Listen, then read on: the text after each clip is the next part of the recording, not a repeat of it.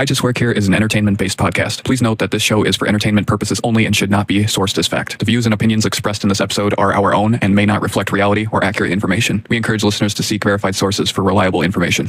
Enjoy.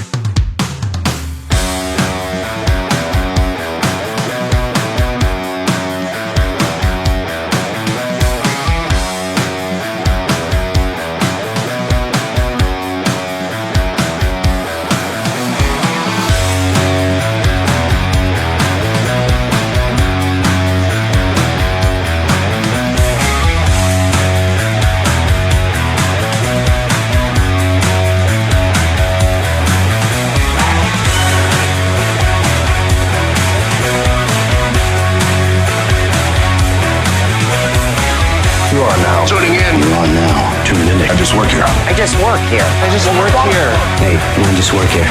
Woo! It's showtime! Holy shit! I gotta go!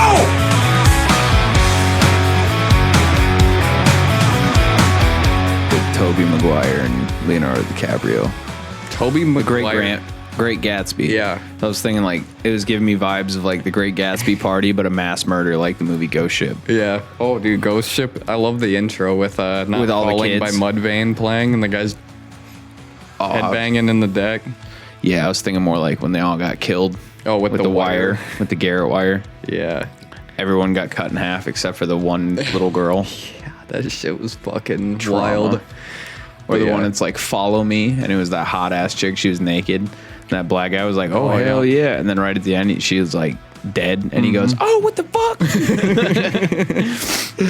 Yeah, dude. That movie is crazy. Right. Are you recording? Yeah. All right. What's up, guys? Welcome back to the I Just Work Here podcast. I'm Bryce. I'm here with Brett. What's up? And today we got an amazing episode because we are going to talk about the man, the myth, the legend, Marv Heemeyer, Oh, yeah. a.k.a. the Killdozer. Yes, sir. I don't know what it is about this, but it's fucking wild to me. It Dude, really is. There's something about a man being so depraved that he just takes matters into his own hands. It's kind of beautiful. Poetic. Poetic is a great term. Like, it's just... Makes me miss 2004 when men could be men and modify Komatsu D355A loaders. Dude. Before we get into this gigantic fucking ordeal with the Killdozer, a new segment on this episode we have done in the last few or whatever, if you will. We got the hard crack of the day. Yes, sir. Crisp, cold, ice cold Dr. Pepper. Let's go. Oh, so crisp. Always crisp. The crispiest boys. So, I wanted to talk to you about, before we get into this, I want to talk to you about, so let's date this episode by talking about something that's going on in the news, because I think, how can we not? Dude, what the fuck is with this goddamn Epstein shit? Oh my God. Are they just going to release the fucking list, like the original list, or are they just going to keep modifying it and make it look like all the people they don't like are going to do it, are on the list, versus the people that actually are on the list? Dude, I don't know if, Epstein did not kill himself, guaranteed. Well, no, there's no fucking way, because apparently I just seen an article talking about the metadata from that fucking video. They couldn't even screen recorded it. Apparently the metadata from the original video is still there, and it shows that it was modified. Oh. I don't know if that's true or not, but wouldn't fucking surprise me at this point. I'm going to just throw this out there. The Clintons did it. Well, They had to. Well, I mean, Trump fucking talked about that in like 2016 or some shit. Yeah. There was an interview I seen where he called out the Clintons and some king or some shit. I don't know what the hell's going on with that, but it needs to be released because they brought it up. They kept talking about it. And if they want to say there's no list, that's bullshit, because literally for the past like 8 fucking years, we've heard people say, oh, the list. Like it exists. So I think we better just put our fucking big boy pants on and just accept what we did, because this is fucking ridiculous. It is. And that is woof. Yeah, I don't, like I said, I've been thinking about it a lot, because, you hear the propaganda side of it, where they're like, oh, well, Trump is on that list and you guys elected him as a president. How dare you? You elect a pedophile and a felon. Yeah, there's that side, and then there's the other side saying that, like, they're planning to release it. They're just trying to figure out the right way to do it or something. My point is, why the fuck would you just put this statement out now and just think people are going to be okay with that? Shout out to this is a quick shout out to all the real hackers in the world that aren't working for the NSA. Yeah. Go find that fucking list and just drop that shit on Reddit. Honestly, it would help. And it wouldn't surprise me because shit like that's happened in the past. It would be nice. My point is, there's this idea of protecting these people for any reason is absolutely ridiculous. Now, I heard there's somebody found through that one website where you can pull up news articles and search words and shit. I've used it. It's Like fucking keywords. awesome. Yeah. There was a random ass report talking about Epstein working with the CIA and other intelligences in other countries.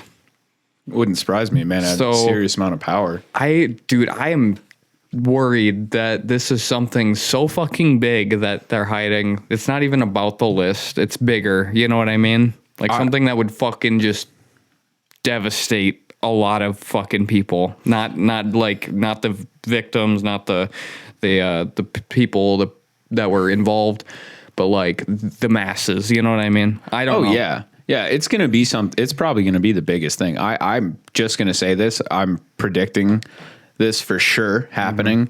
There's been a lot of talk over the last couple of years of civil war and like the people versus the government. Yeah. I think this truly might be why. Well, and this we have is something, because if that original list.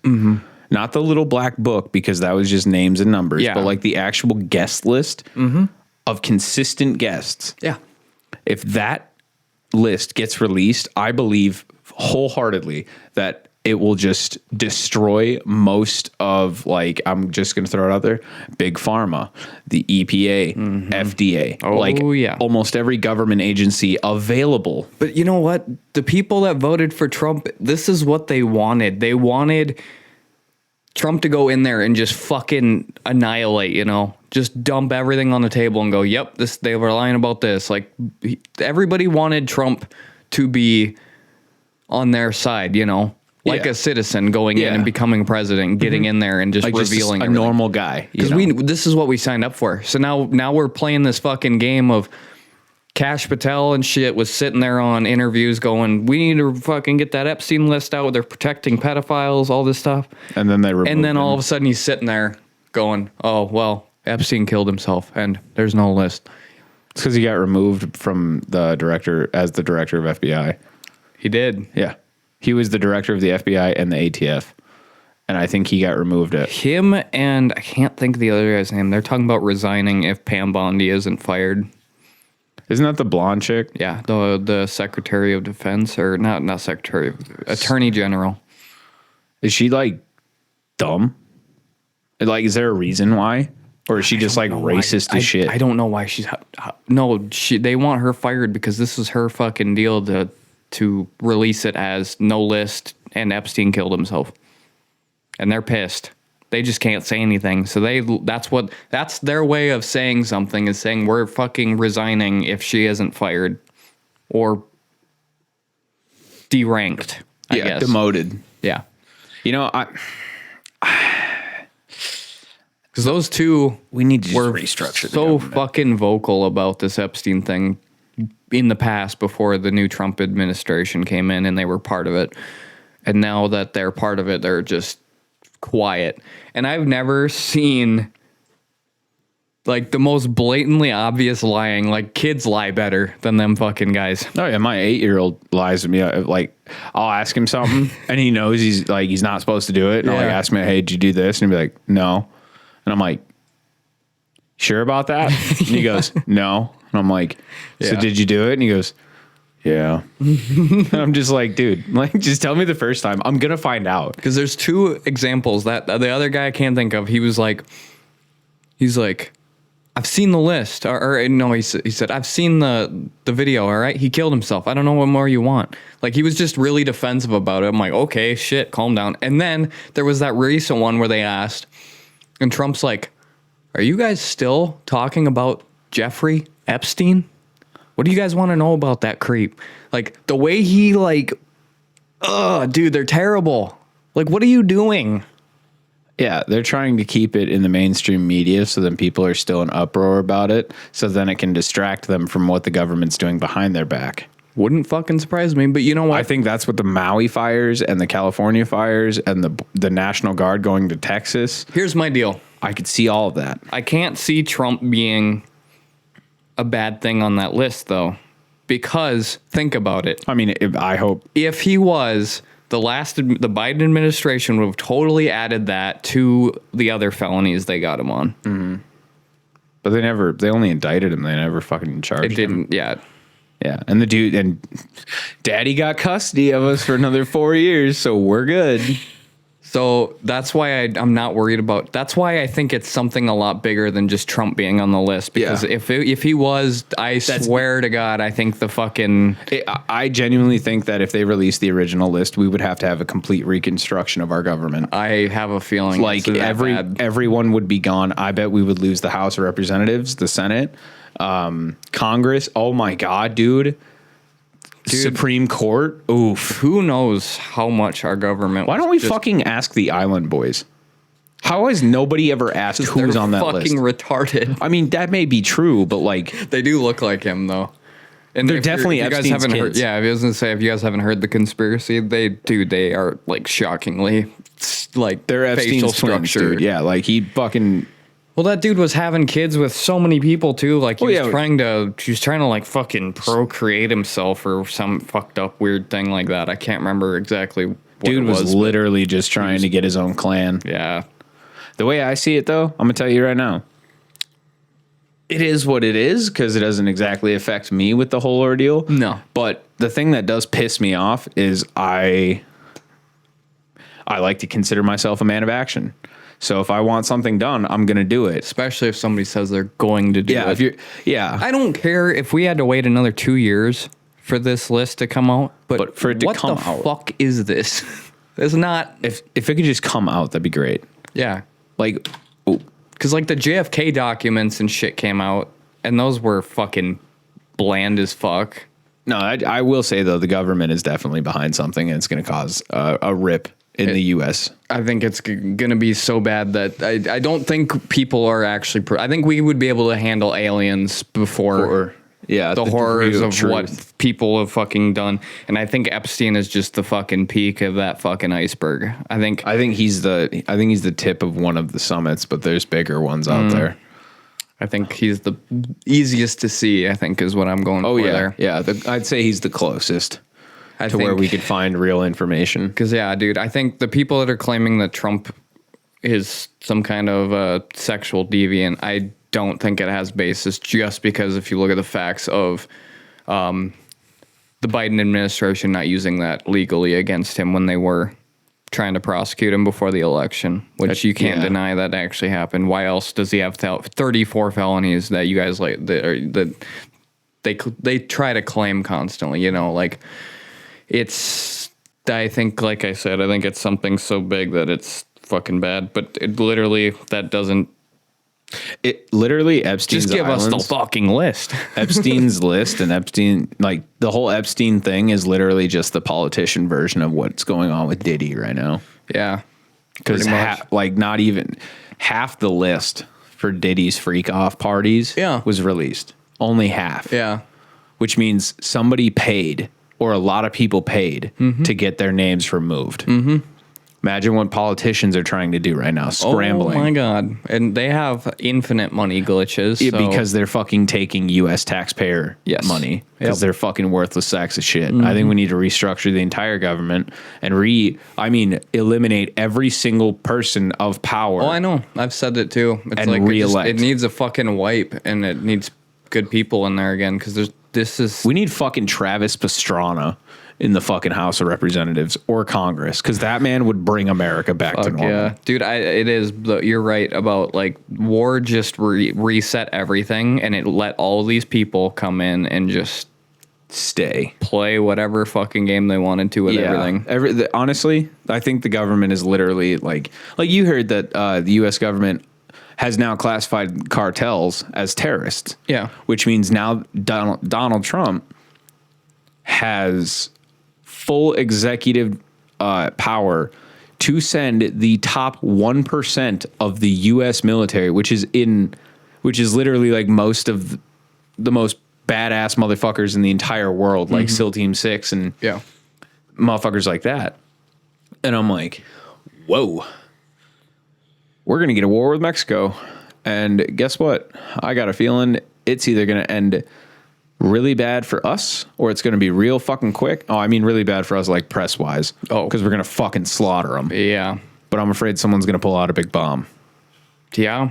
Because here's the thing, cartels could leave Mexico and go right back to Colombia, dude, Guatemala, and all that. And if somebody like China finds out this is happening, they can just go fucking unlisted send some bombs over to fucking Mexico and help them out because they don't want us to succeed. Why do you think fucking TikTok's disclaimer when you install it literally talks about if you have TikTok installed on your phone, it key binds to everything on your Wi-Fi, and then anybody who connects to Wi-Fi can read everything you've ever typed from that point, and they're stay out of my incognito mode. They're just straight they're just straight spying openly, and we didn't do anything about it. That's why new phones, when you get a new phone, you can't download TikTok. Yeah.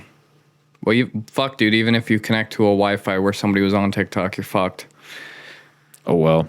Yeah, at this point it's my FBI guy's pretty sure he's retired now. Yeah. It's kind of like fucking closing the gate after all the sheep got out at this point. We're kind of fucked on that. Oh yeah, shooting yourself in the foot when you're already at the truck. But I don't think China's got the military power, so that's the only way they would have been able to fight us. Their new ships though, they look pretty. They look pretty sick. All their shit is just fucking cosmetic. There's no. I know. Their shit's junk. I know it's like Tokyo Drift of the sea. Mm-hmm. But then you look at like our Iowa class battleships, and it's like, oh, that's like a 70s Dodge Charger. That's a bad motherfucker right there.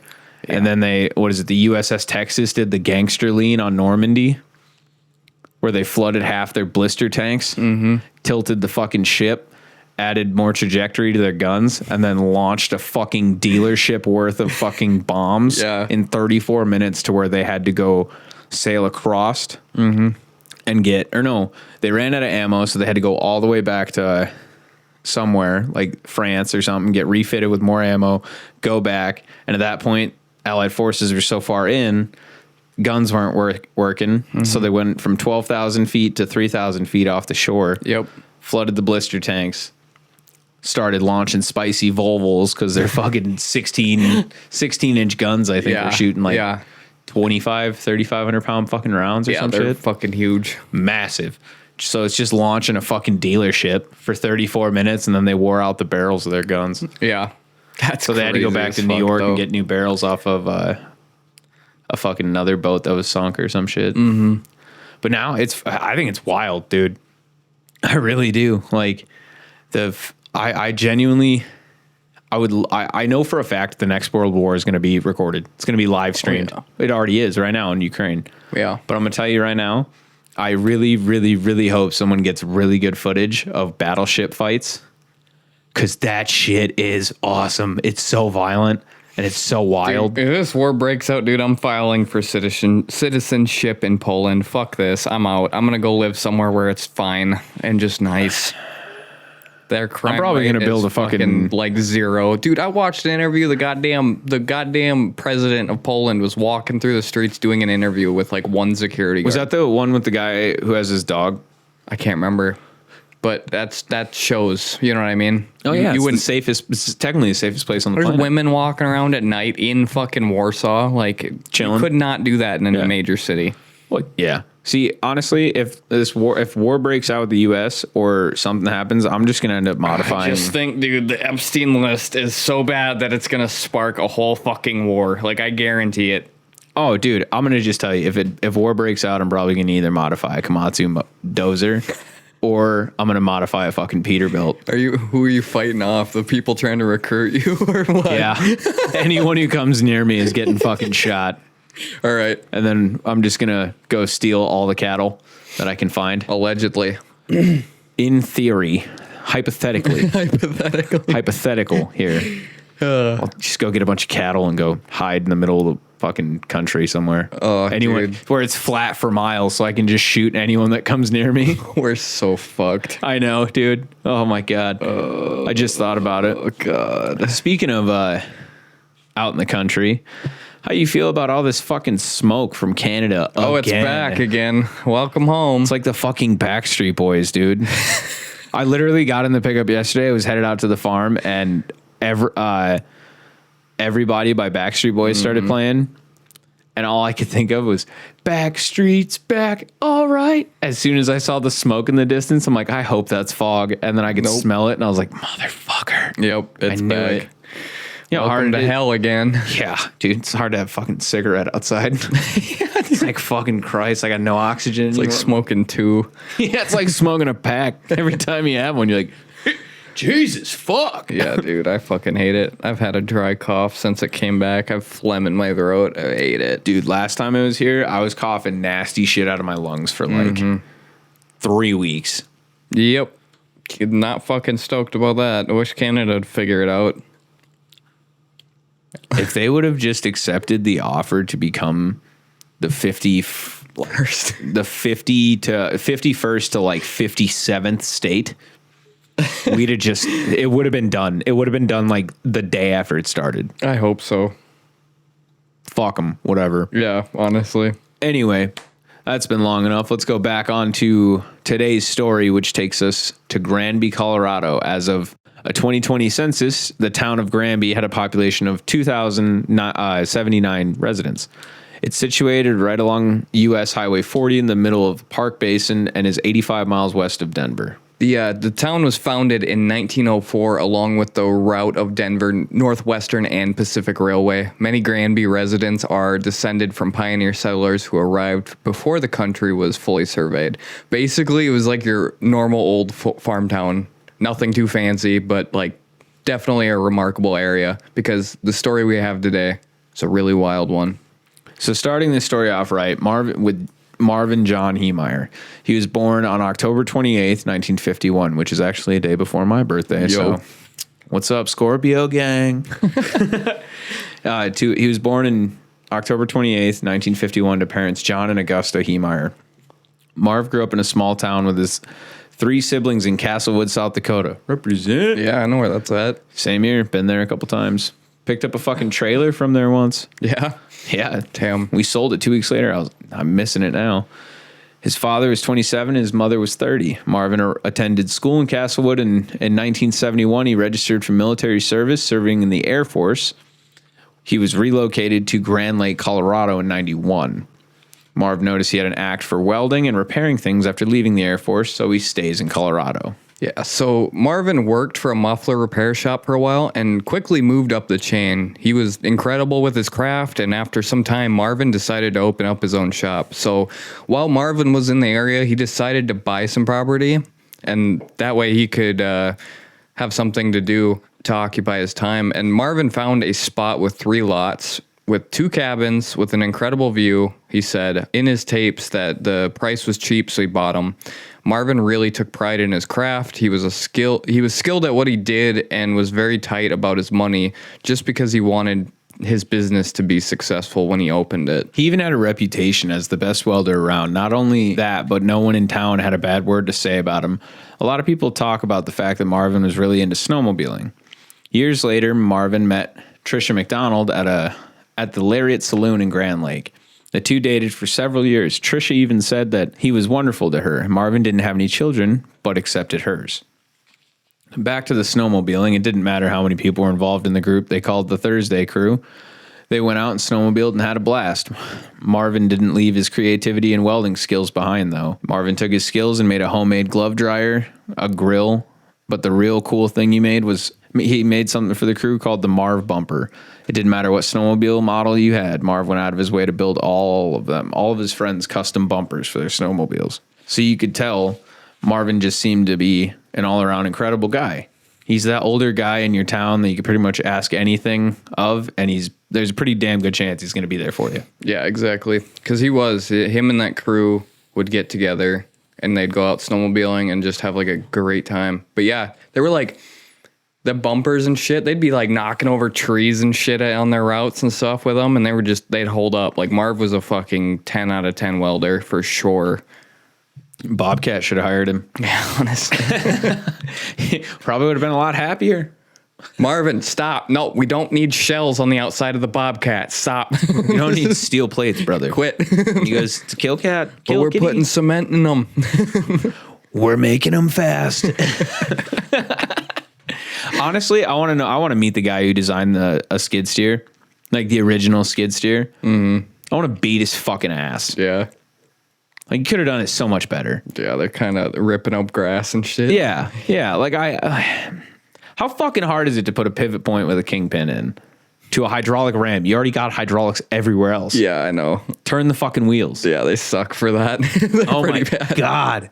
Tired of fucking having to regrade the ground and drag it all the fucking time every time I use a skid steer. Yeah, like, or when you're on cement, you leave like the worst black marks ever. Dude, the only thing worse than that, I swear, is pulling that on the water trailer we have, it's a 48-foot spread axle, and the front axle on the trailer gets almost all the weight. Yeah. So it's fucking low, like suspension's fully raised, but when it's loaded with water, it's tight. Yeah. Dude. Every time I have to make a tight turn with that thing, the front axle just fucking cuts through the ground and just rolls the shit out of it. Yep. I'm like, oh my God, how have I not? Dude, I got to put bead lockers on that fucking axle because I'm afraid I'm going to pop a bead off. It does feel like it sometimes. Well, I watched it and it was like this, like the rim's flat and it was like slanted way back. I'm like, what the fuck, dude? Yeah, dude. That's, maybe I should have had Marv just go work on trailers. Yeah, dude. Fuck, could have been way cooler. Yeah. So I think we should get into the actual fucking story of this and get to where it actually starts, because this story is fucking bonkers.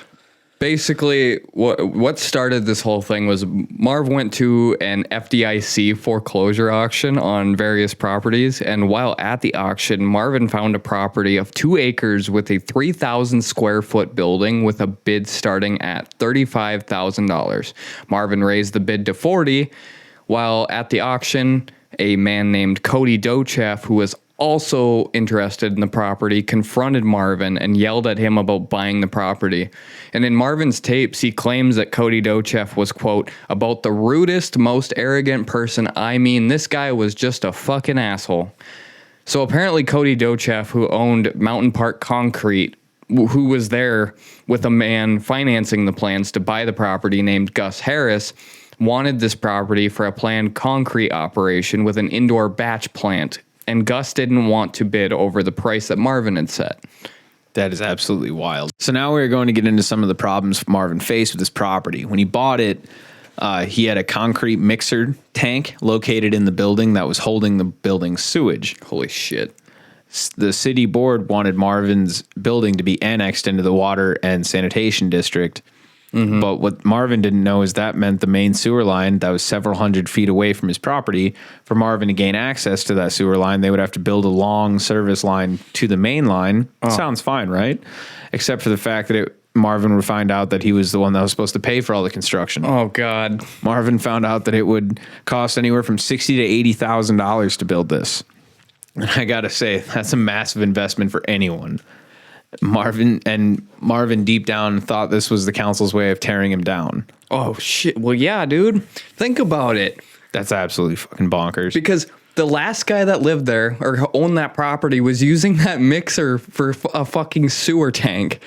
And now Marvin steps in, and now because Cody knew the higher ups in the town, now since Cody didn't get that spot, now they want him to be annexed into the water system. What about the last guy? So I don't blame fucking Marvin for feeling that way. No, and the board consisted of the Thompson family. They were born and raised there. Marv refers to them as the good old boys. See, Marvin was originally not from the area. He mentions this a lot in his tapes and thinks this is why so many higher ups if you will, did what they did, and this was an attack on Marvin's progress. So yeah, let's dive into the background of the Thompson family a little bit so you guys can get an understanding. So as we know, they were born and raised with many generations before them in Granby. They were very wealthy and owned a lot of land in the Granby area. The first Thompsons who moved there bought lodging properties, and after that kept purchasing various properties as years went on. They made a lot of their money off of their excavation business, started by Dick Thompson, who passed his ownings onto his 3 sons, and those guys now basically ran the town. Like, they were the big dogs in the town. And in 1998, the town spot zoned the 2 acres south of Marvin's property. Spot zoning is the application of zoning to a specific parcel or parcels of land within a larger zoned area when the rezoning is used, usually at odds with the city master plan or current zoning restrictions. Generally, zoning is a constitutional exercise of state police power to protect public health, safety, and welfare. So basically, a city has something called a master plan where they have certain places set like for retail, residential, factories, the commercial setup, and truck routes. I know every single city's got a truck route. Yes, sir. This is referred to as zoning. Yep. Now, when you spot zone an area, so in all that spot zoning, when a city council changes a zoning for a single property, this is the difference in the surrounding property. And that's why we have a fucking coffee place right next to a bunch of fucking apartments. Like, what the fuck is that? Dude. You know what I'm talking about? Oh, yeah. Oh, yeah. That's gotta be that. spot zoning. We got 2 like that. Because, like, why the fuck are those there? Dude, I don't know, man. I mean, I guess it's nice to have a coffee place right next to your house, but weird. You know what I mean? Put them next to the fucking Section 8 apartments. Yeah, okay. Yeah, right. Brokest fucking apartments. Fucking $9 coffees. Yeah. Sick. You get 2. I can't pay my rent this month. Well, your rent's $100. What the fuck have you been spending $100 on? Yeah. These coffees. Yep. They're so good. My chai latte frappuccino. My dirty chai.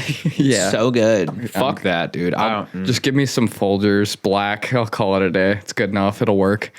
If I'm going iced coffee, I fucks with Dunkin' Donuts. I just get fucking McDonald's. Good enough. Fuck it. It's cheap. McDonald's coffee is actually not bad, dude. No. It's low key. It's not consistent. I'll tell you that. Fuck no, it ain't. But whatever. Hey, as long it's better than truck stop fucking mud coffee. Oh, yeah, that shit's rough. My dad used to drink that shit. That was the first time I ever had it. It was cold at 7. Yeah. And he goes, "Here, take a drink." And I went, "All right." And I took a fat swig thinking it was those jugs. Yeah. I thought it was Dr. Pepper. Oh. No, it was fucking black coffee with no cream, no sugar, no nothing. Just That's black. Rough. And I took a fat swig out of it, dude. Oh my God. My dad said he'd never give me coffee again, dude. Yeah, gross. I sat and fucking, yeah. I bet. Yeah, while we're in the semi, dude, for like the next 3 hours. He's like, "You're going to crash eventually." Yep. Oh my God. Dude, yeah. So what kind of seems fishy, though, is that Cody Dochev, the man who originally wanted that land that Marvin bought, popped up and purchased that land that was zoned out of nowhere, right next door to Marvin. What a dick. It's almost as if his relationship with the Thompsons helped them put his spot zone on that area just so Cody could, buy that land and now put that concrete plant in, and it's fucked. But since no one knew about it to contest it, after 30 days, it was approved. Oh, fuck. So, because, the spot was put up for a spot zoning. Nobody knew about it. So, of course, the 30 days went by. Perfect. And Cody got that spot he wanted. Right next to fucking Marvin. This upset Marvin, obviously, and he didn't want this concrete plant right next door to his business. So in the summer of 1999, the city council had a board meeting about this major change to their area, and especially due to the fact that the concrete plant was upwind of a large residential area, the city council made good points about the benefit of this plant, which makes sense, but there were definitely some in the crowd who spoke out about the start of this business. Bet you can't guess who that was. I'm just throwing it out there.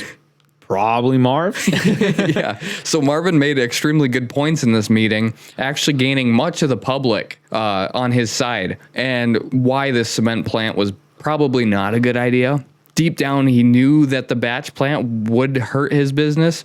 So with that motivation, Marvin pointed out the factors of dust, excessive noise, the excessive traffic, what a factory might do to the water supply in the area, and the factor of it being so close to many homes in a very small town. Marvin had a lot of citizens on his side about shutting down this idea. He went to every single meeting to try to stop this plan.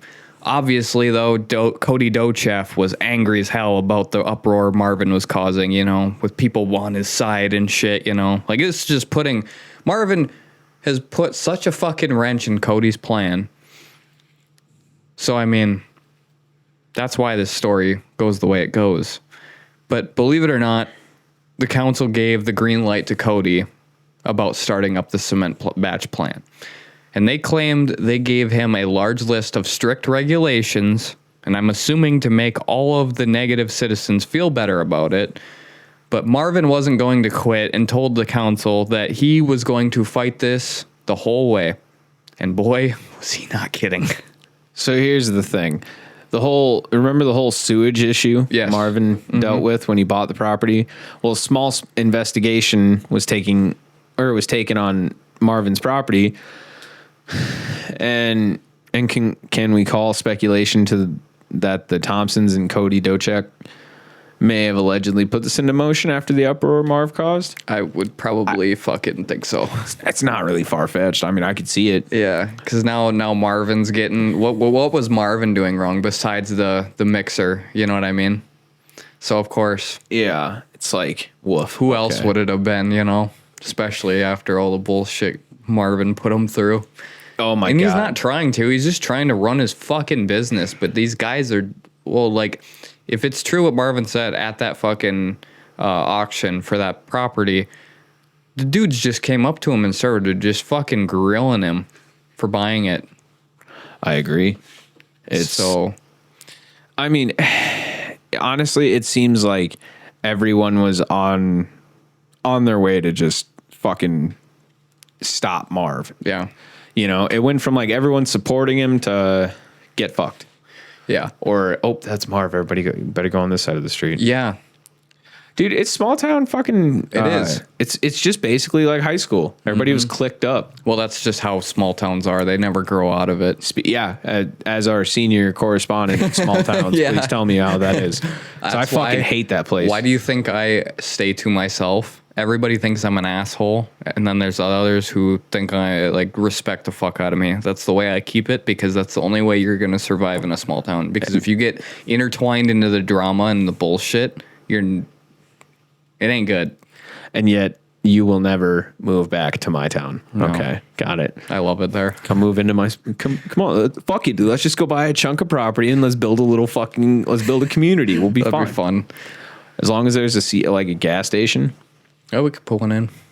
Fuck yeah, I know how to run. I know how to do that. We can get some tanks. We'll be fine. Yeah. Fucking chilling. Yeah, dude. Maybe get some cows. We'll just start up a new town. Private a private community. We'll be like Hutterites, man. Yeah, but like Gang shit. Oh shit, we could.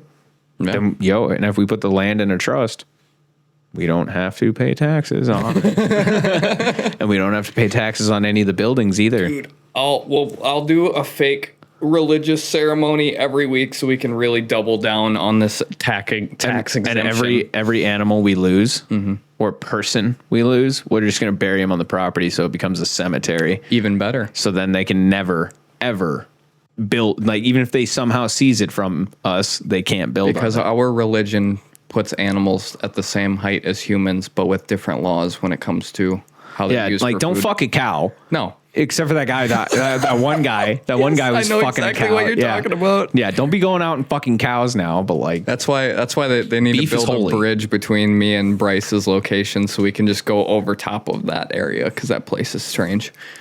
Could be worse. It's tainted now. Yeah. Oh yeah. Tainted beef. But I'm just saying, yeah, we do that. We give the same religious ceremony to animals, and bam, we got a fucking full cemetery in no time.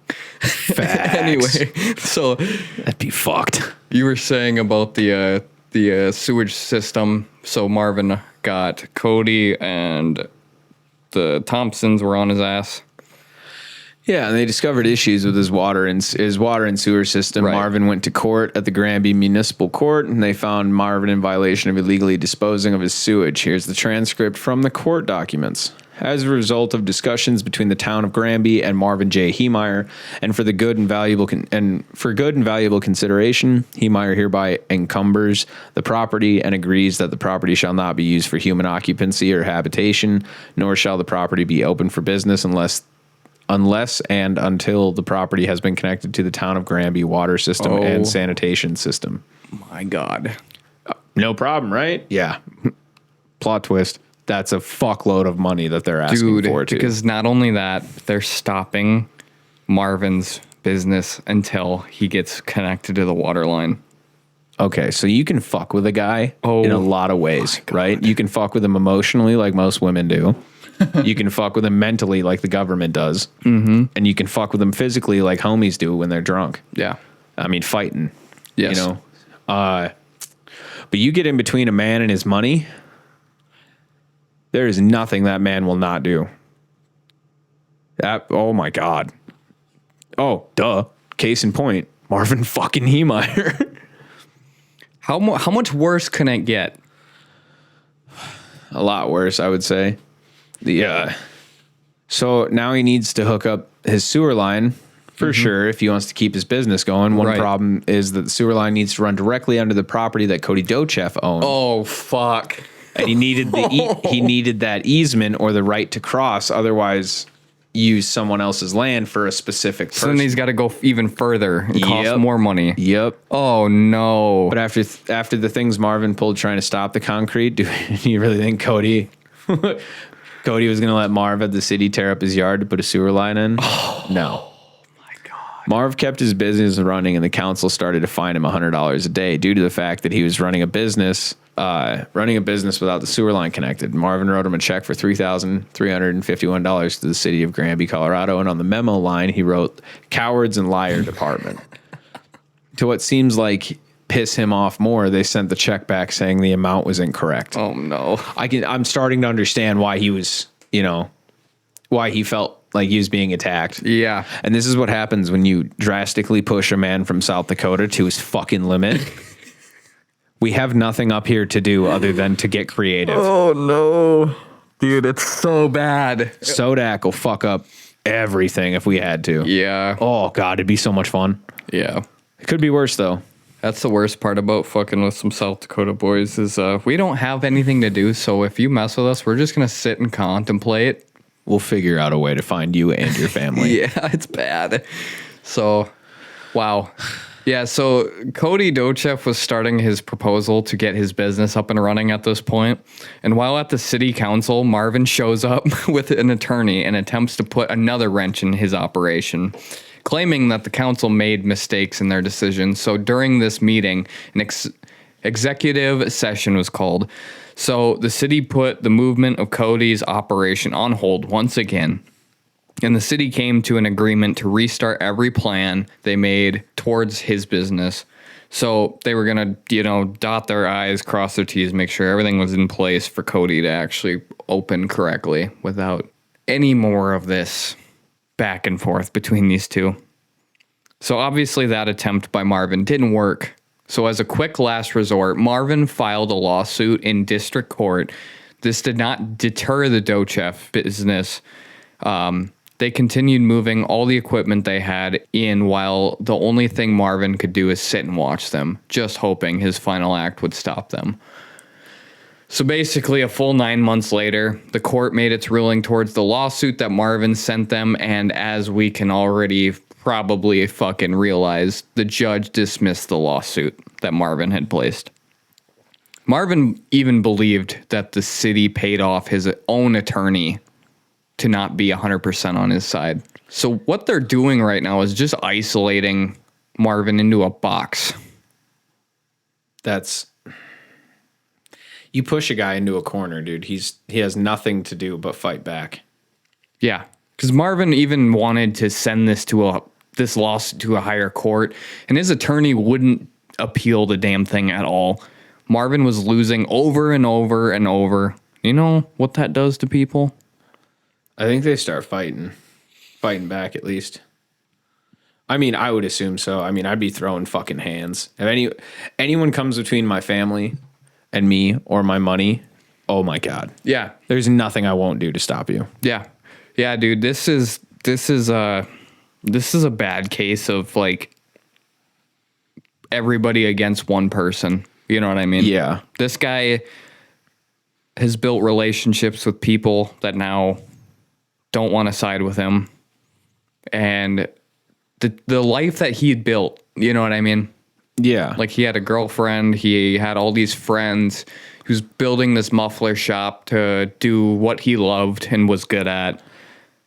And it's all just either getting taken from him. Yep. Or he's constantly being told, no, you can't do this. No, you can't do that. No, this isn't going to work. Blah, blah, blah, this and that and the next thing. And it's like, let a motherfucker do something. Isn't the Constitution there for a reason? And you got this guy who's definitely on the right side of the law, you know.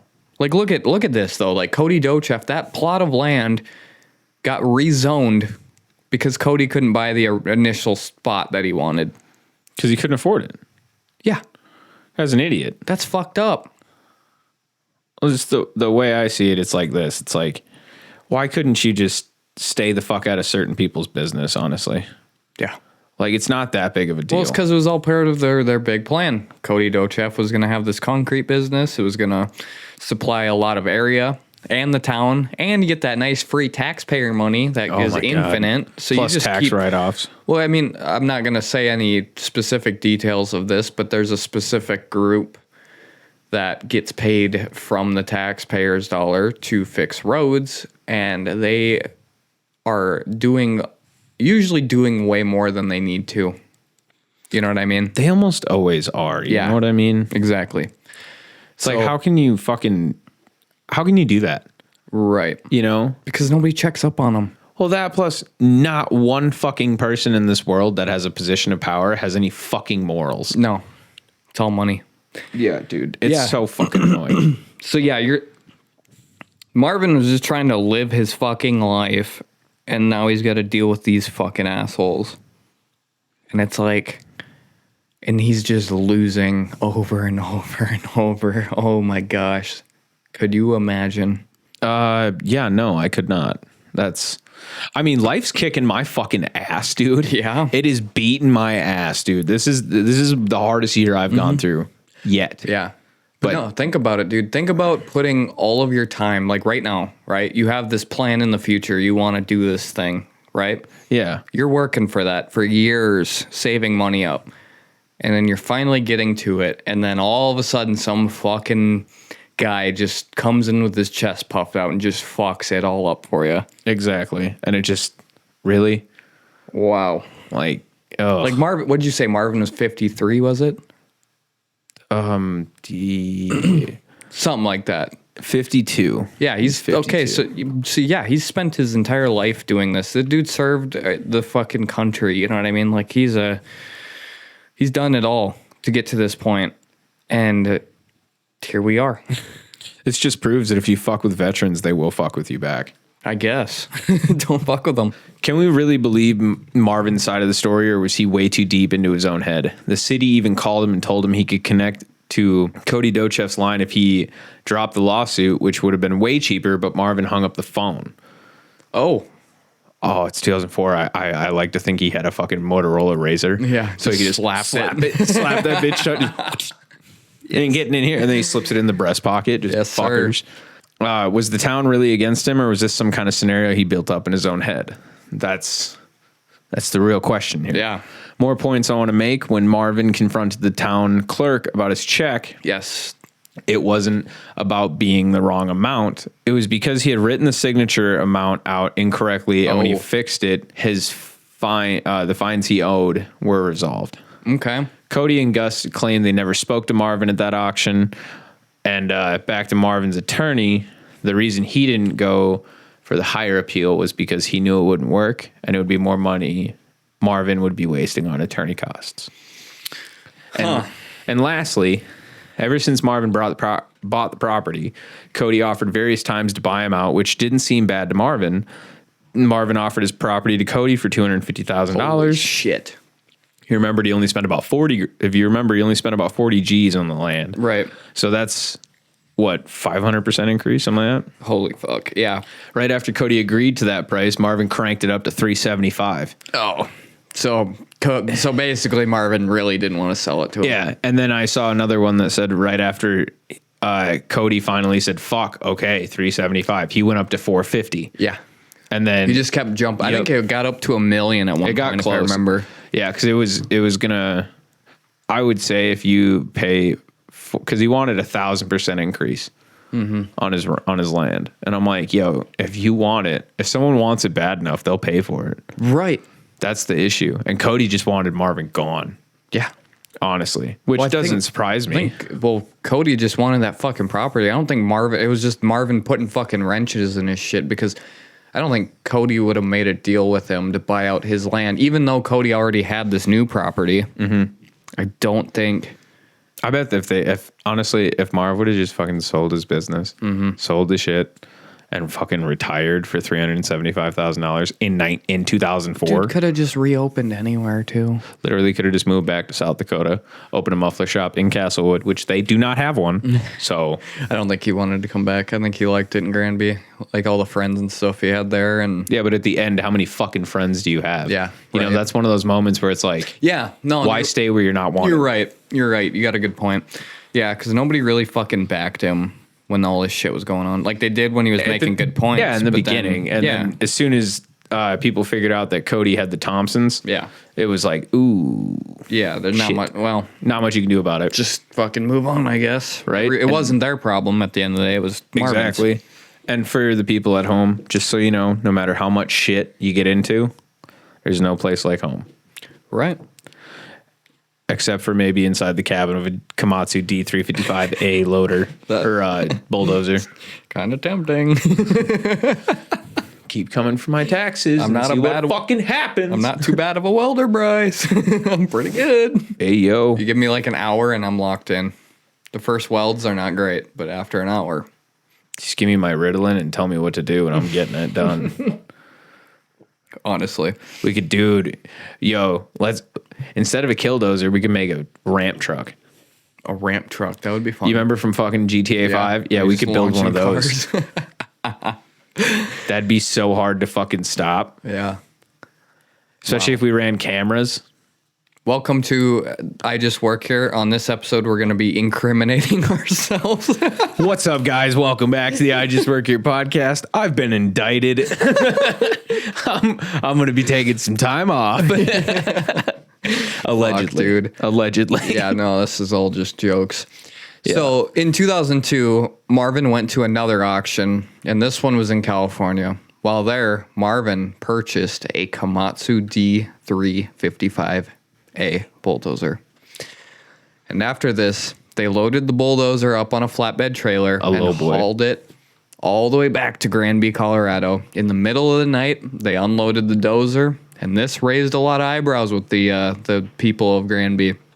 Many of the town people who heard the commotion were interested in why a muffler shop owner purchased this huge-ass bulldozer. And after unloading it, he parked it directly in the driveway, blocking his business. And on it was a for sale sign. And I think he bought it to try to scare the dough chefs, not knowing why he had it there. Well, I mean, you see one of the biggest bulldozers ever made sitting in the plate. Like, you go to work, you leave work one day, it's just Marv in his shop. Yeah. You come back the next day, and there's one of the biggest bulldozers ever created sitting in You'd be that like, parking why lot. the fuck? Yeah, like, why does Marvin have it? Unless he's working on it. That's the only thing I could think of, when you just go- from an outside perspective. Well, now, thanks to Marvin Heemeyer, every time I see a fucking giant bulldozer, I immediately panic. Yeah, dude, they're scary. It's not even the scale of like nobody has to be in it. Like you could be sitting in a field somewhere doing some groundwork or whatever, and I'm still like looking at it going, should have reinforced the radiator, brother. Should have reinforced the radiator. So, yeah, like not long after this, too, Marvin shut down his own shop and started auctioning off all his items, including the bulldozer. He was selling it for $33,000. Hell of a fucking deal, by the way. Yeah, not bad. And after the auction, Marvin was left with his property and the bulldozer and assumed that this was a sign from God telling him to move forward with his plans because he believed that if that bulldozer sold, then maybe it wasn't the right choice. But since it didn't, it meant that his plans were still in motion. Even pointing out the fact that since the dozer is 2 inches shorter and 1 inch narrower than the door of his shop, obviously there was some divine intervention, you know. It was a message from God. Kill the people of Granby. Because in his tapes, he talks about how he sat in that that hot tub that he had on the porch, and he just contemplated, and that's when God spoke to him. I wonder if he was schizophrenic. I don't know. I think he could have been. I mean, he was in the U.S. Air Force, and a lot of people from the Air Force see a lot of fucked up shit, and they get split personality, and that turns into schizophrenia. Maybe this was enough to break it. You know what I mean? Well, I think a man who's used to structure from the U.S. military goes into a place where it's not structured. No anymore. laws almost, you know? Yeah, and it's just corrupt. It's like, oh my God. It's the same plot as the movie Roadhouse Yeah, pretty much. with a different ending. Honestly. Fucking goddamn it, dude. I might actually watch Roadhouse if it had a fucking bulldozer in it. Yo, the first one fucks with it. I fucks with Patrick for Swayze sure, so hard, for dude. sure. And especially because of this is a funny little side gig. So Kelly Lynch, the lady from Roadhouse. Yes. Bill Murray knows who married her. Mm-hmm. And every time Bill Murray watches Roadhouse, he calls that guy, no matter what time. And he goes, hey, what's up? No, nothing. Just chilling, hanging out with you. What's up with you, Bill? I'm just watching your wife get fucked by Patrick Swayze right now. And then he hangs up. He does it every fucking time. He did it. He said it in an interview. I'm like, oh my God. Oh my God. I would. Bill Murray is a fucking goat, dude. Yeah, I love him. Always has been. That is wild to me. That really is. That's what I'm going to be fucking doing. Yeah. I'm waiting. I'm really, honestly, I love the boys and I love all of you guys. You can't wait for the batch party, dude. We going hard. But I'm going to tell you right now, dog. Any one of my homies marries a famous woman or a porn star, which Oh God. God forbid it's who I think it is. The scariest thing for that person from their fourth is not going to be the random dudes being like, yo, I cranked my hog to your woman. Like that's not what you got to worry about. It's going to be me calling you like 3 a.m. Be like, bro, you remember this? And then send him a picture of his Playing wife getting audio or rocked, something dude. on the phone. I'm just listening to some tunes. The fuck is that? Oh, it's your wife. Plot twist, it's just the security cameras I installed in your house. I'm watching live. Well, that's a whole new meaning. There's a movie called Creep like that. Yeah, he does it from the roof and shit. Yeah, fucking gross. Yeah, they also did that in the Human Centipede movie. Oh, well, I don't remember that movie. I only remember snippets of it. I physically have blocked that out of my memory. Same. Same. I think everybody has. It's, yeah. You know what's been coming back on my TikTok, though? What? One man, one jar. Oh, God, yeah, I've seen. Yep, Yeah, I know exactly what you're talking about. That fucking video. Yeah. Dude, he's like, nobody remembers. They remember. Oh, and yeah. then he steps down. It's just 2 feet in a jar. The internet never forgets. Oh, God. It's rough. Fucking Why? I don't even. There's. Pain Olympics. Yeah, those are fake, by the way. I mean, a dude who shot his testicles, even with a blank, is still going to ruin your testicles. Yeah, no. Like a lot of that was fake, though. Thankfully. Like, good God. Anyway. Oh, God. Sorry.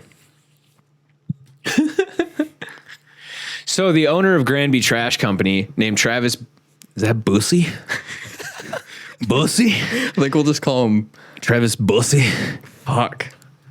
That's Busey. it's Busey. I know it's Busey, but it's Bussy. Yeah. Travis Bussy. We're not calling him Travis Bussy the rest of the episode. I can't do it. Just call him Travis, all right?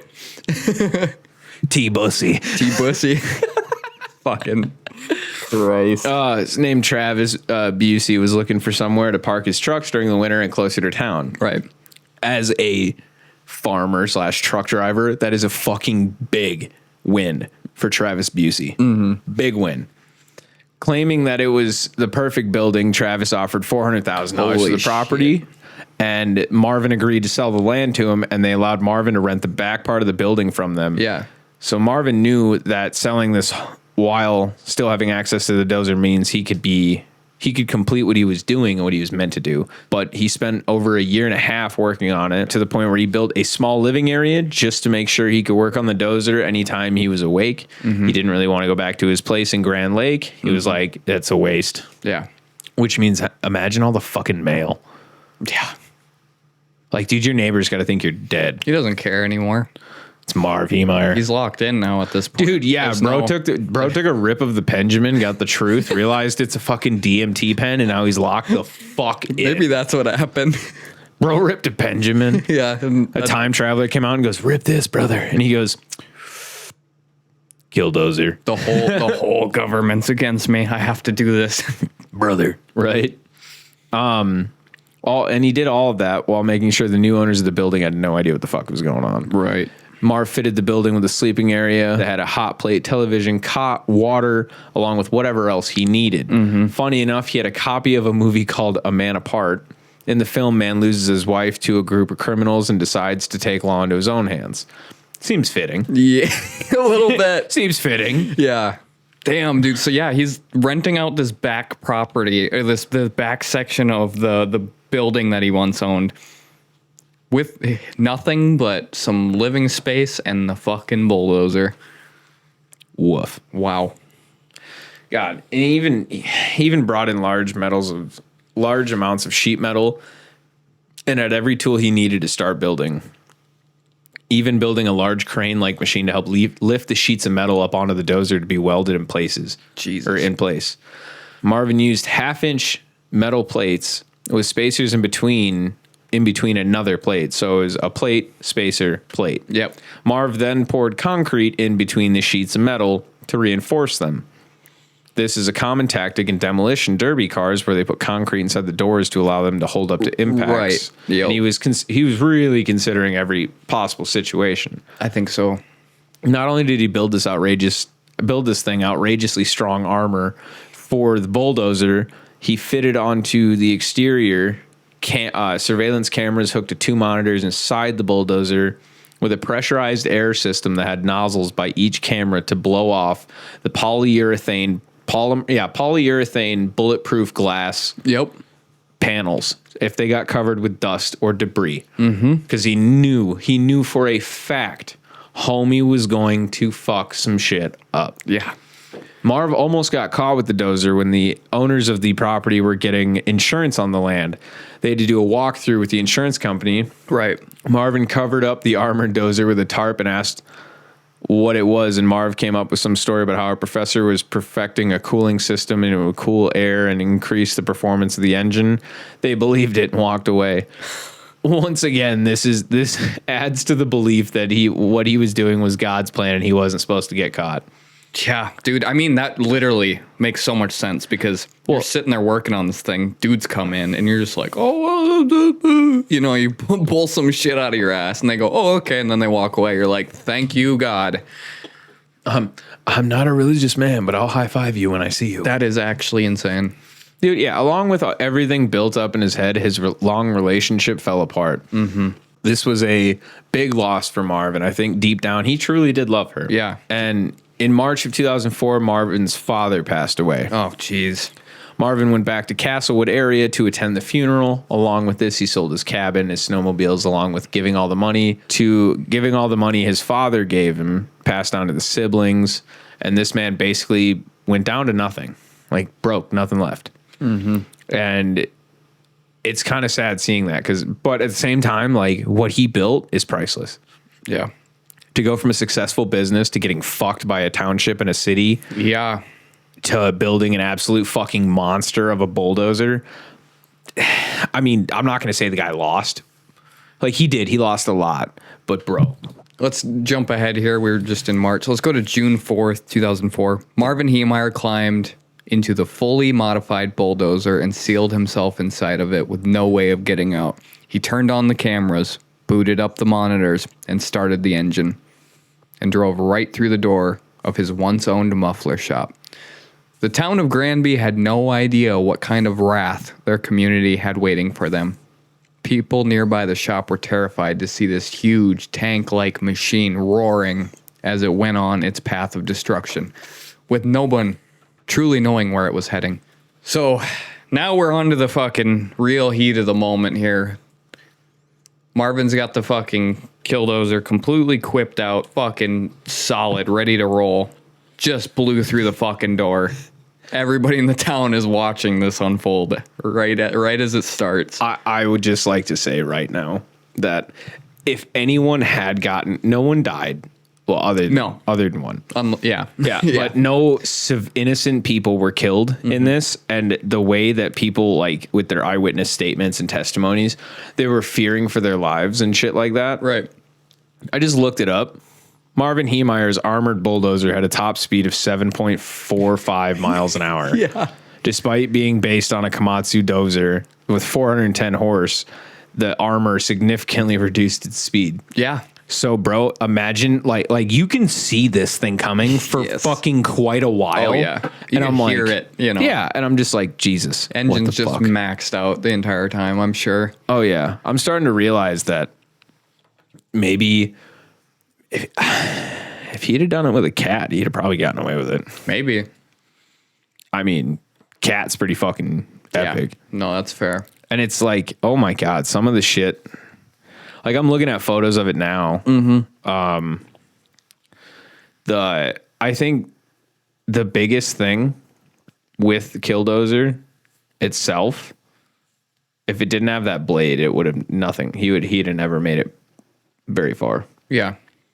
I think that blade took the brunt. And I know that blade has to be held separately when you transport a Komatsu dozer. Right. Because the drag in the back, they all have, or the ripper, they have to be transported separately because they weigh too fucking much. Yeah, no, for sure. Like, pretty sure that weighs pretty close to what my semi weighs. My semi weighs 17.9. I fucking believe it, man, because they take a fucking pounding and they need to be built, you know.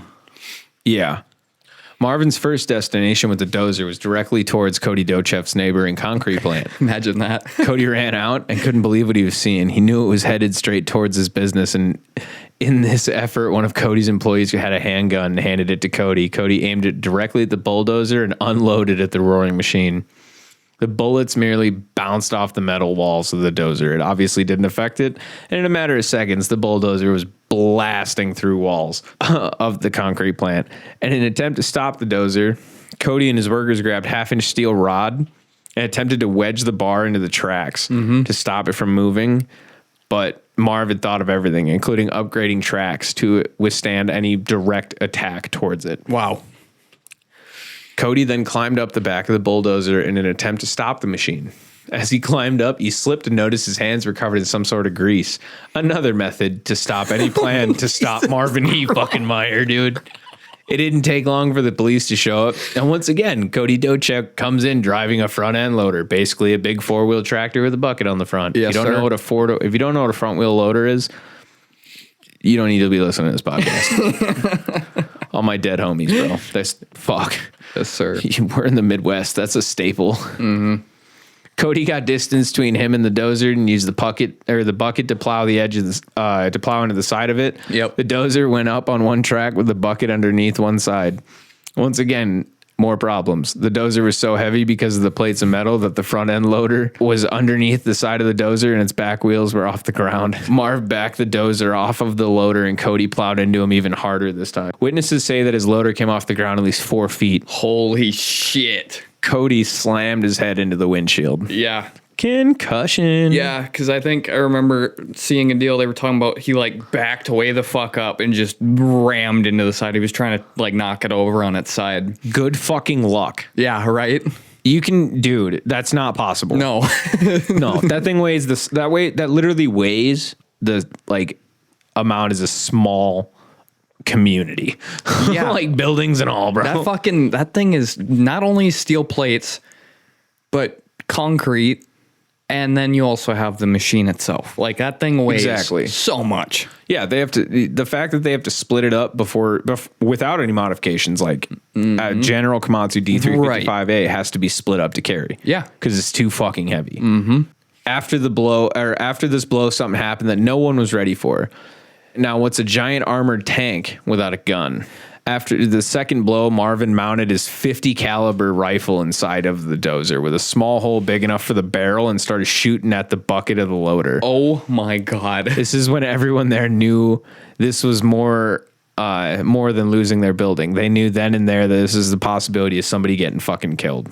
Holy shit, dude. Could you imagine Getting shot at by a fucking bulldozer covered in steel. Dude, I'd shit my pants. I know. So not only that, but then you're hearing these bangs of bullets hitting that fucking bucket of that loader. I bet it ripped through him. it might have. It's if that close. That close. Oh, yeah. And if he has, depending on the type of rounds he had, I mean, it's 2004. They didn't have like HE and shit True. like that, but Still. 50 caliber was a standard round. I'm not 100% sure, but I'm pretty sure 50 cal standard Full Metal Jacket is pretty Dude, close to armor piercing. It probably fucking did. And if it didn't, it put some hellacious dents in that thing. Oh, dude, I bet that bucket's fucked after he hit the tank with it. Mm-hmm. Oh my God. Yeah. You know, it didn't take long though for the police to show up and all of them got out expecting to see a bulldozer, not a fuking tank. Yeah.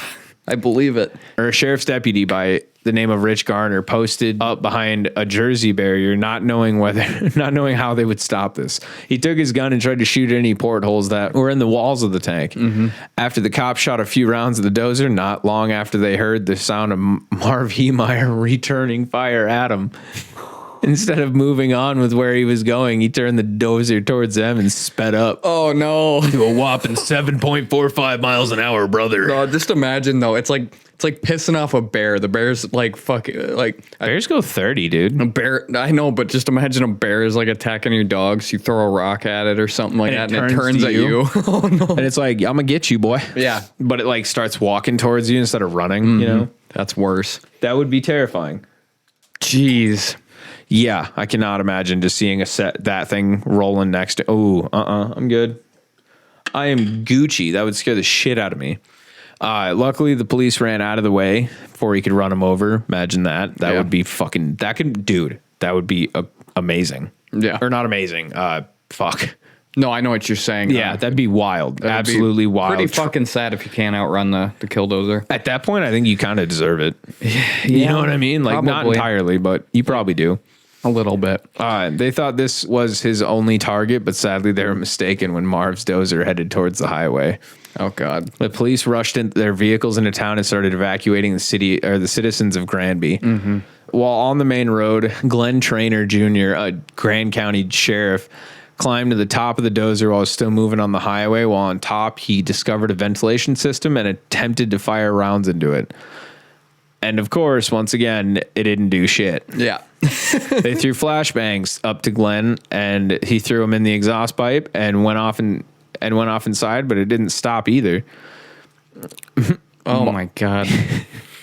Marv's next place of interest was Mountain Peaks Electric.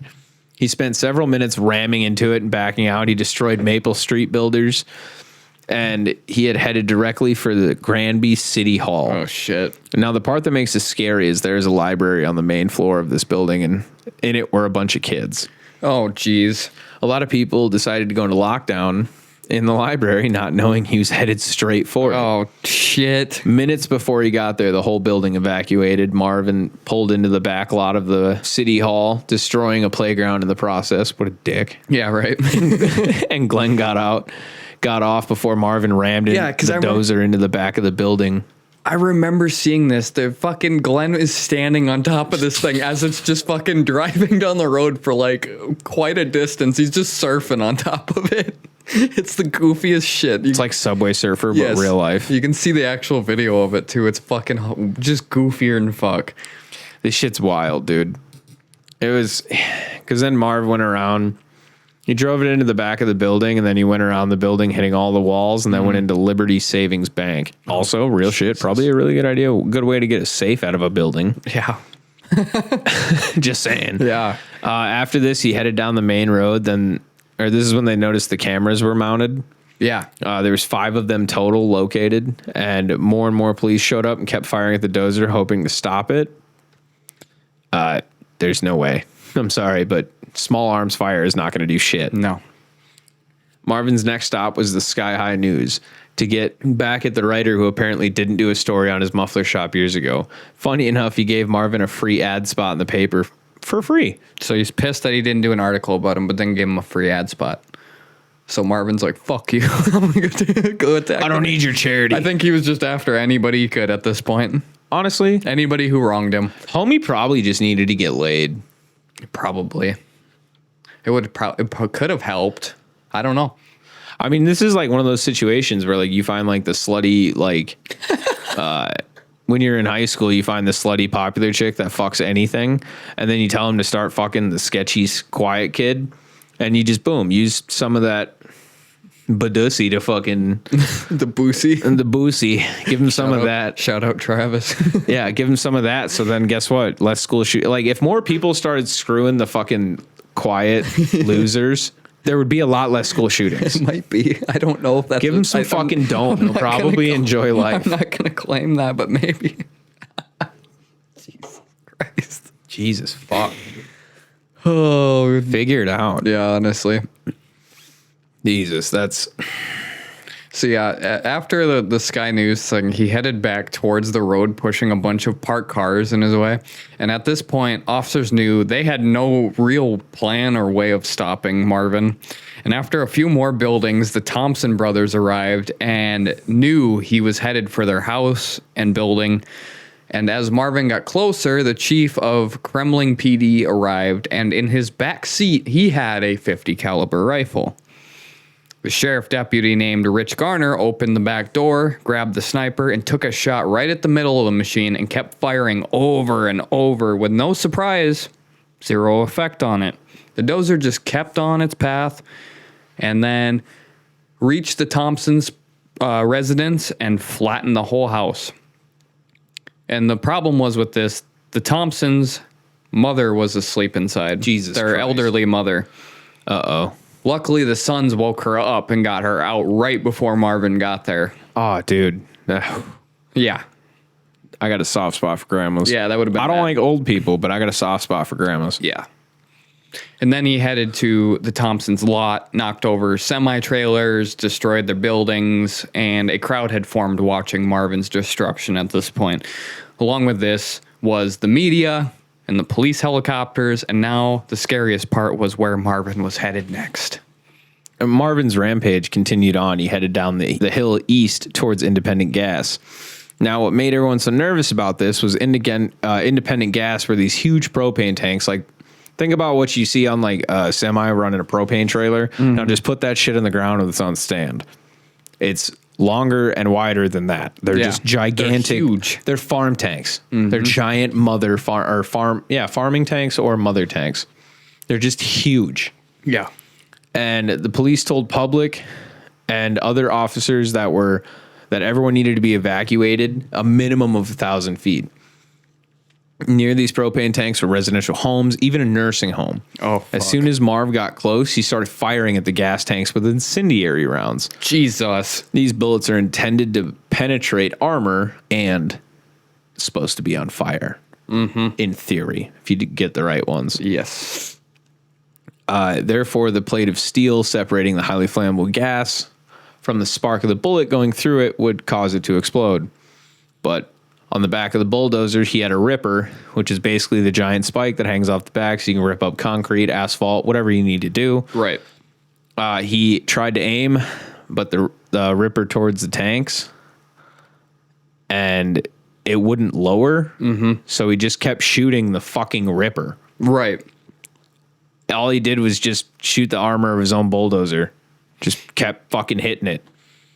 And he ended up only hitting an electrical transformer, but failed to hit in any tanks.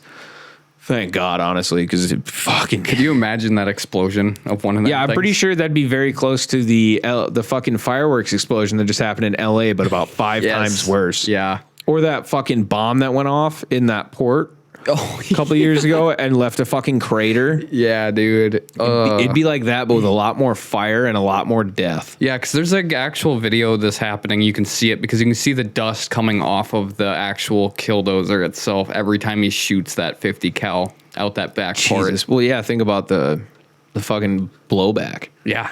Holy shit. Can you imagine doing that in a little confined space, shooting that gun? A 50? Yeah. Jesus. Yeah, honestly, all I can think of, like, I know Marv Heemeyer had like upgraded cooling system, residential air conditioning, and a bunch of other stuff done to this tank. But all I can imagine, dude, is some nasty looking dude in a wife beater and fucking like either jeans or no pants. You know what? He shaved his head before it too, so he was bald. Like he looked like a mad Trevor. scientist almost. Yeah, no. So he looked like Trevor from GTA 5. Yeah, dude. Just Jesus Christ. All I can imagine is just some nasty, and then like look on the floor and there's like 55 fucking ham and cheese sandwiches, and I was like a thinking couple like bags of some chips. piss jugs. Oh my God, it's Ray from Trailer Park Boys. Fucking way of the road, boys. Yes, sir. Whipping piss jugs down I-5. Out the Killdozer. Oh, dude, imagine, he has one flapper for piss jugs and just fucking yoinks them. Honestly, I'm surprised he didn't build a trap door. Yeah, I don't think he planned on leaving that thing. Well, no, obviously not. Like he did weld himself inside of the fucking thing, so Which is, where'd the welder be then? I think it was in with him. I think he, and then just broke the cables as he drove off. Like he routed the fucking deal in there, welded himself in, and then just drove. Huh. That's Pretty fucking fucking wild. bizarre. Like that makes it even scarier in my opinion. Dude is on a fucking mission. Unhinged. Shout out Russell Crowe. Right.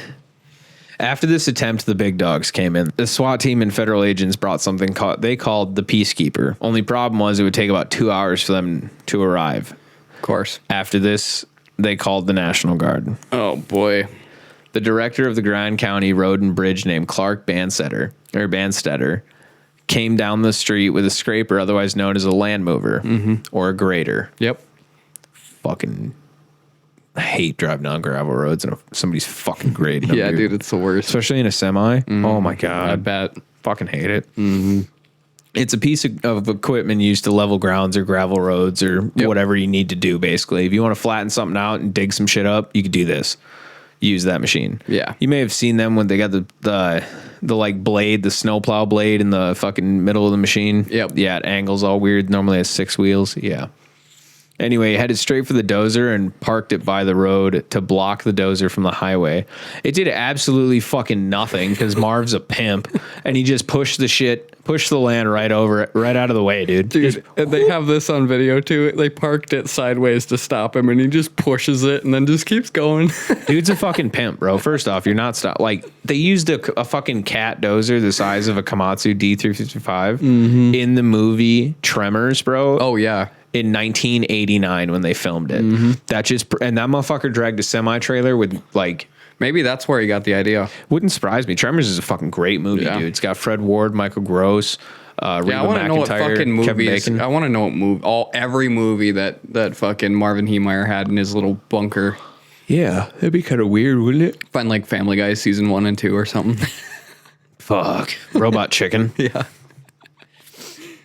Once he pushed that grader out of the way, he was headed straight for the main road again. And right before running into the Copycats Graphics and Printing and another company, Gamble's, a big white cloud of smoke started pouring out the front of his dozer. It's believed that one of his antifreeze lines blew and it was spraying antifreeze all over the engine, which at this point, with how heavy it is and how hard he's been pushing it, you know that bitch is hot. Oh yeah. So giant cloud of white smoke creating like a fog. Or homie could have easily had smoke grenades too. Yeah. The world may never know. True. Big white cloud covering it like fog. It was wild. The video is insane. If you've ever had a car with coolant problems like Brett has, you'll know for a fact it doesn't take long for an engine to overheat. Yeah, dude. They really that don't. Sucked. Shout out to that time in my life. As he started to head for Gamble's, you could hear the engine losing power as he plowed into the front of the building. Marv went along the side of the building. Another Landover scraper came out blocking his exit. As he was tearing down the wall, he didn't notice this because not many did, but the Gambles actually had a basement in the building. While tearing down the wall, the dozer fell right through the floor. Yep. So what happened there was like the fucking he drives in almost between the two buildings, And he's catching the one side of the wall, and the plan there is to just scrape the whole side so the whole building collapses in on itself. But yeah, with the basement being there, the right side of his fucking dozer fell in, and then that roof landed on top of the fucking dozer.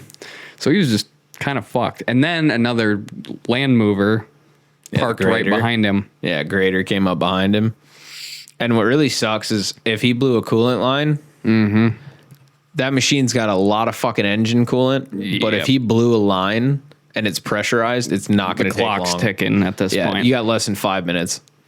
And honestly, I can just imagine the gauges. Yeah. Oh my God. Oh, the panic that would set in at that point. Just, That sucked. yeah.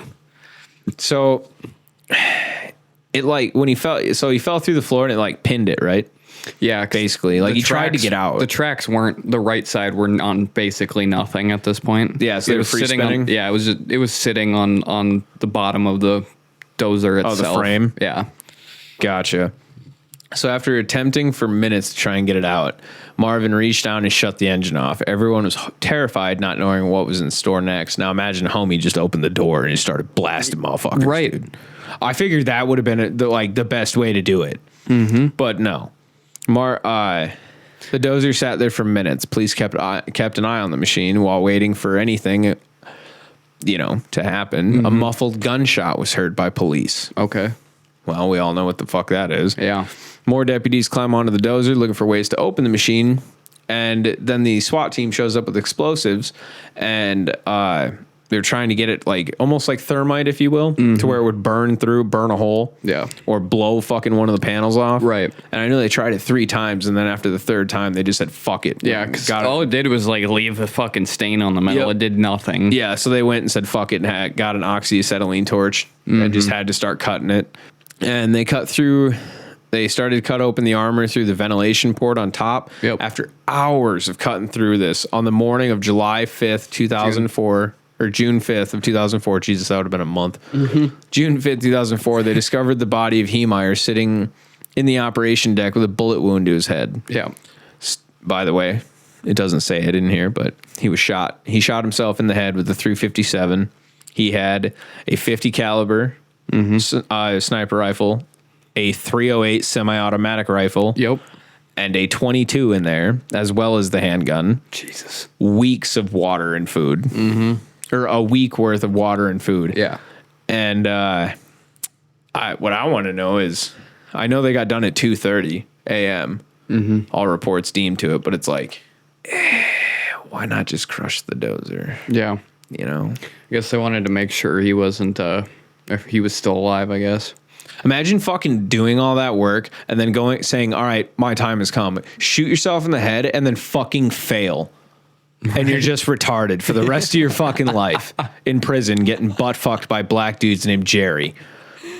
Oh, God, dude. That would be horrible. At least one thing worked out for Marvin here. Right? Jeez. So the dozer got dismantled and certain parts were pulled off in small sections and cut up in small sections too, sent to undisclosed scrap yards so nobody could, what do they call that? Souvenir? Yeah, or souvenir items. Yeah, taking souvenirs or shit like that. Yeah, because I'm sure, dude. I mean, with something like this, it's do people have fucking John Wayne Gacy's paintings in their houses and shit? Which is... Doesn't that guy fuck kids? Yeah, I think so, yeah. He had 33 bodies discovered in his crawl space. Yeah, the clown guy, right? Yes. Ew. Yeah. And my mom wondered why the fuck I was afraid of clowns growing up. Well, I don't know, Mom. Maybe fucking... John Wayne Gacy's gonna come get me. Yeah. Or, I don't know, Pennywise the Clown that my brother showed me the movie It for when I was fucking 3 years old. Yeah. That shit would traumatize me for till I was 11. No, that's fair. I watched it at a young age, but I was already fucked up, so it didn't matter. I was somewhat innocent, and then all of a sudden Yeah, my not brother's like, anymore. come on in. Dude, he's like, come look at this. This shit's cool. I walk in, look at the TV on my mom's dresser, and it's just Pennywise going, Georgie. we all float down here. And then that's it. And I was like, all right, that's enough for me to never fucking do this again. So the town of Granby, Colorado was left with $7 million in damage. Finally, when the destruction was over, the town thought hey, we're finally at peace now. Woohoo. Heemeyer's story has been a staple in history. He became a controversial figure. Some people call him America's last hero, some the man who stood up to the government. But like I said, were they truly against him, or he just spent a little too much alone time building up this narrative in his own head? I'm sure we will never know. Yeah. Lastly, Heemeyer died believing he was a martyr to God who told him to take on this act. With a final quote by Heemeyer saying, "I was willing to be reasonable until I had to be unreasonable. Sometimes reasonable men must do unreasonable things." And that, my friends, is the story of Marvin Heemeyer and the Killdozer. Yeah, dude. What a fucking quote from Marvin there, though. Like, it's so true. You know, when you're pushed to that point and you have to take action into your own hands, as long as you're right in your own head. I mean, you could always move too. Like, just throwing it out there. Yeah. In case any of you degenerates that listen to this want to start doing another small town and go work at the gas station and just start your own muffler shop. Yeah. No. I'm good. Dude, yeah, I don't. That's fucking wild. I don't think it was the right way it should have went, though. Like, No. I genuinely wish. All right, this is just terrible. But I mean, with how fucking much money it cost and how violent that shit was, it was anticlimactic as fuck. Oh yeah, for sure. Like, start killing people. Like, fuck sakes, dude. Make it worth fucking reporting about. I don't think he cared. I think he was just. No, I know, but like, I if think anyone he was just straight target towards the people of Granby and no one else. He didn't give a fuck about how it looked. He just wanted to get at anybody who wronged him, and that's it. That's the only thing that mattered. Dude could have literally just started fucking people's wives. Like, that would have been a lot less damaging than what he fucking did, and he'd still be alive. Yeah, maybe not. There's some jealous husbands that get fucking. Well, he has a fucking Killdozer. What does he like, oh, what does your husband have? Oh, receding hairline and debt. Well, Reminds me I'm of bald with a Killdozer. Reminds me when you were kids and somebody'd wrong you, so you and the boys would pull up with your bikes. You know what I'm just saying? beat the fuck out of him Yeah. in the backyard. Yeah. So that's like you confront Marvin. He just pulls out the fucking Killdozer, parks it on your front lawn. What do Like- you want to do about it? I'm here. What's up? Yeah. Well, here's the thing. Like, first off, I want to know how the fuck he got a 50 caliber sniper rifle. Yeah. That's what I want to know. I don't know. Second off, how big was that port? Because obviously, homie wasn't aiming at shit. No, he wasn't. He was It never aiming. It was just big enough for the barrel to stick out. That was it. Jesus, no wonder. Yeah. Absolutely fucking bonkers that this took place. So honestly, in this episode, we've learned that if you fuck with the wrong guy too much and you push a man too far, Yeah. he will do drastic things. And by drastic, I mean completely and totally self-righteous, Oh, yeah. understandable things. Well, the fact that who knows, you know, like he literally convinced himself that God was telling him that this Yeah. plan. Oh, yeah. You know. I'm not trying to bring this up again, but isn't that the same exact thing that Hitler did? Yeah. A lot of really fucking bizarre people use it to justify their actions. Yeah. Like, I don't know, maybe the fact that the Catholic Church backed the Nazis so they could finish off the Jews, and that's Well, two yeah. birds, one stone. Yeah. Well, there you go. Oh my God, the Nazis were 20th century crusaders. Yeah, pretty much. Oh, what the fuck? You look at it that way, it's not far off. Yeah. Fucked. You look at that with like Waco even, because they thought the end times were there and they were going through the 7 seals or whatever to get to heaven. Because everything was lining up perfectly. I mean, it's all like you can justify your actions with the most blatant bullshit if you want to. But that doesn't, that really means nothing at the end of the day when somebody's out on the fucking, out there doing something fucking crazy like this, you know. It's absolutely bonkers. If somebody's going to do something, they're going to do it. So it's better to just mind your own fucking business unless it's affecting you usually. Yeah. And try not to fucking piss too many people off in life because people sometimes go a little fucking Well, mad. people are fucking crazy, dude. Yeah. Oh, yeah. Like, I saw a video. Okay, so I'm not saying this, but every now and then, I'm not saying I do it often, but every now and then I hop on Twitter and type in Fight Club or fights. Yeah. Dude, some of the fucking Twitter fights on there, it starts out with one guy going, "Yeah, I'll fuck you up, N-word. I'll kick your ass, N-word. Bring it on, Jeez. N-word." And then Holy all of a sudden, shit. it's a black guy going, "I bet." And he pulls a fucking chopper out his pants and absolutely cuts this dude in half with 7.62 by like 39 NATO. Yeah. He just rips him in half. Yeah, and I think that's the best part about where we live too is you don't fuck with people because they're probably More than packed. likely armed every single time. Yeah. Especially if they drive a nice dually pickup, they're definitely armed. Yeah. I know that for a fact because I am armed when I'm driving one sir. of the dually pickups. Yeah. But you know what? Long story short, be nice to your neighbor.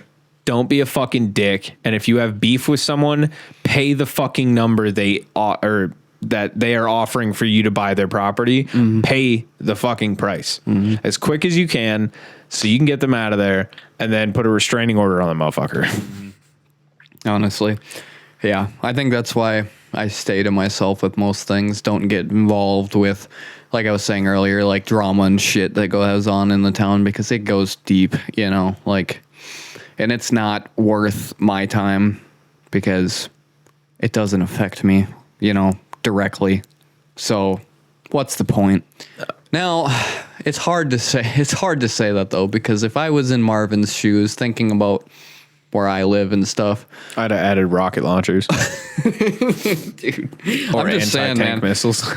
in a way I can see it from his point, but at the end of the day, we don't really, because we have two sides of a conflicting story. We're not really sure if this was all built up in Marvin's head or if, they were fucking him, because I think it was a mix of both at the end of the day. I think Marvin went a little fucking wild on his own. I agree. He definitely like you blew it said, out of proportion. He could have just fucking moved, Easily. I also know he could have caused more damage. Yeah. To personnel directly, Right. if he would have just planted and or tossed some pipe bombs towards the buildings instead, and he would have been able to do it faster. And I don't want to say safer because motherfucker was in a tomb, if you will. Big But metal fucking coffin. Yeah, I feel for the guy. A little bit. I don't know if I would necessarily agree with what he decided to do, but I can't justify why he did it, but what he did, yeah.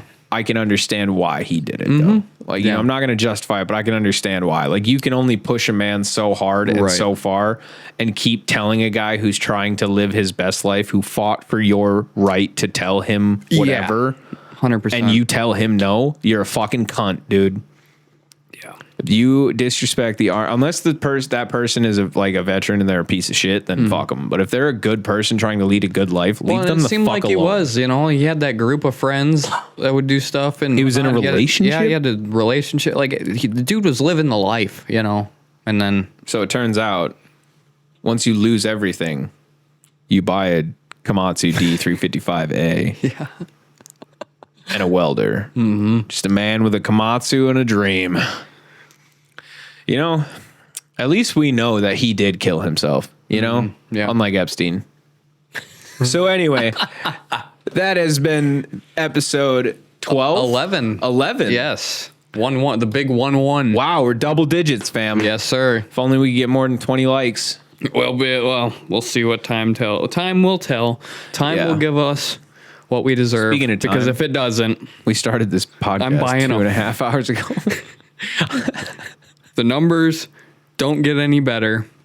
Me and Bryce are going to make a new investment. We're going to sell all the podcast gear. We're going to buy a plane ticket to Colombia.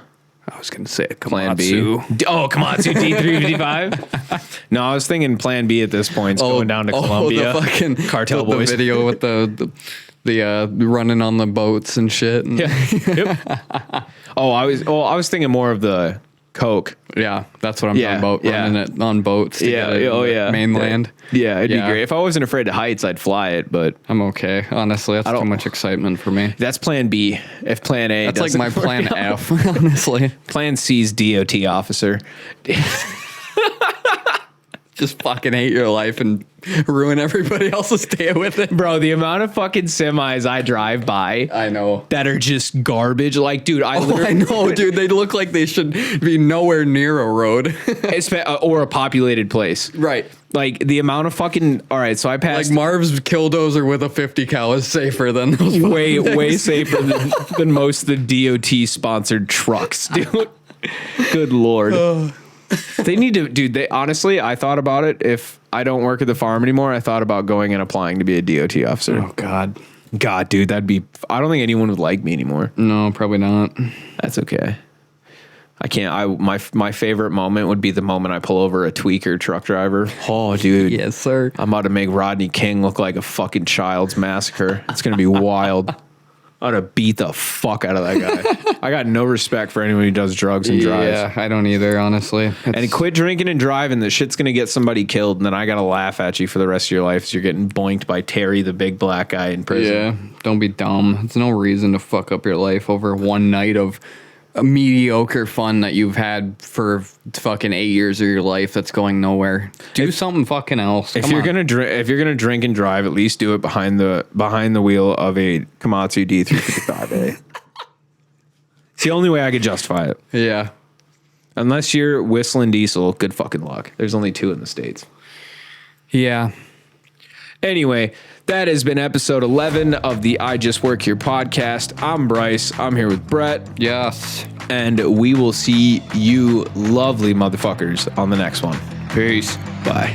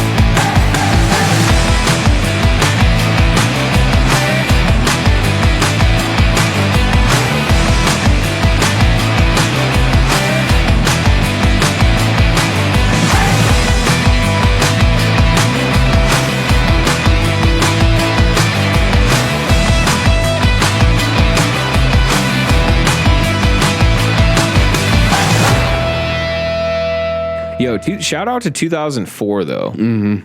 She was wild. Yeah.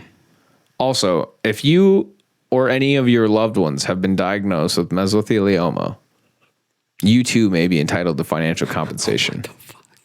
When I think of 2004, that's the only ad I can think of, dude. Oh, yeah, dude. Those late nights watching. The all of a sudden you're listening to the George Lopez thing, and then it ends, and then you're just like, if you or a loved one have been diagnosed with mesothelioma, you too may be entitled to financial compensation. Shout out to like episode 1 or 2 or whatever with the fucking Lionel Coin Bank. Fuck. Dude, that fucking pissed me off so fucking bad. I was ready to fucking tell you to delete the episode. That shit was stuck in my head for 2 weeks. Lionel Coin Bank, Lionel Coin Bank. Oh my God. We're cutting that out. Shout out to another 2 weeks, bitches. We're cutting that from the episode. Future Brett, if you don't cut that, we're done. Swear to God. All right, fine. No Lionel Coin Bank. You can fucking keep memeing it and sending it to me. I don't give a shit, but don't put it in the fucking episode. because Dude, I had to You got me in explain. a rock and a hard place right now because I want to leave it in, but Well, I'm rocked up and I'm hard. What's up? all right, fair. I'm hard as a rock right now. What were you saying? I had to explain to my kid about the Lionel Coin Bank because I was listening to the episode and he heard it and he was like, "Is that the podcast?" I went, "Yeah." He calls him the podcast. Oh, nice. I like it. Yeah. He's like, "What's that?" And I'm like, "What, this?" And I turn it up and it's Lionel Coin Bank, Lionel Coin Bank. And I had to fucking show him on my phone the fucking commercial for it. Oh, geez, that's even worse. So then guess what? It was stuck in my head because homie kept saying Lionel Coin Bank, Lionel dude, Coin. it's Like, so oh bad. my. Dude, that is, what do they call that? Predatory marketing. Oh yeah. Because it's just, Matt, you make the most obnoxiously Catchy tune so your kid doesn't shut the fuck up about it, and then you have to go buy it. Creep Gang.